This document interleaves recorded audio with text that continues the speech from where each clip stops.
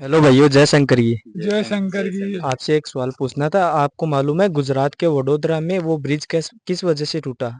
गुजरात के वडोदरा में हाँ। देखो भाई, वो तो इसलिए टूटा है भ्रष्टाचार के कारण। और भ्रष्टाचार को बढ़ावा देने वालों के कारण वो ब्रिज ढहा है। कोई भी ब्रिज जब टूटता है तो हाँ उसमें हाँ। हमें ये नहीं सोचना चाहिए कि सीमेंट और सरिया टूटी है, बल्कि उसके पीछे एक परिवार टूटता है और एक परिवार बिखर जाता है इन भ्रष्टाचार करने वालों के कारण।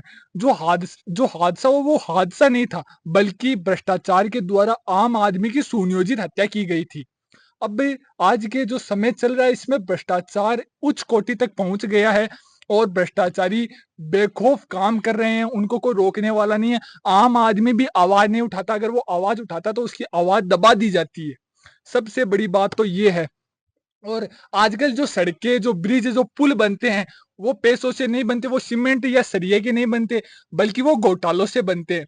अब कुछ ही दिन पहले की बात ले लो, जो ट्रक ट्रक सड़क पर चल रहा था हाँ और हाँ। सड़क ढह गई और उसमें वो बहुत बड़ा गड्ढा हो गया, जिसके कारण जो सरकार की जो भी नीति है वो हमारे सामने आई है कि कितना भ्रष्टाचार चल रहा है। आपको पता होगा कि आम आदमी की जिंदगी केवल एक कीड़े मकोड़ों की तरह हो गई है। हम उसे एक खबर के साथ दूसरी खबर आती है, ऐसे में ही उसको भूल जाते हैं।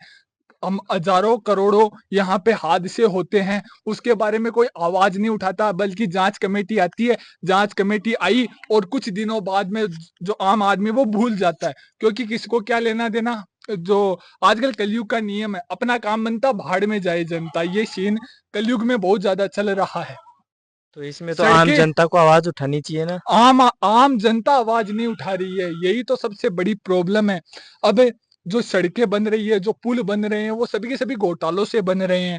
आम आदमी के लिए जीना दुर्भर हो गया है। वो केवल आंकड़ों की तरह ही जन्मता है और आंकड़ों की तरह भगवान के पास प्यारा हो जाता है, और उसके भी आंकड़े ही आते हैं केवल। कीड़े जिंदगी। मकोड़ों की तरह आम आदमी की जो जिंदगी हो गई है। अब जब तक जनता आवाज नहीं उठाएगी, जब तक हम आवाज नहीं उठाएंगे किसी भी हादसे के हम्म। ऊपर, तब तक भ्रष्टाचार के खिलाफ हमारी सोच नहीं बदलेगी।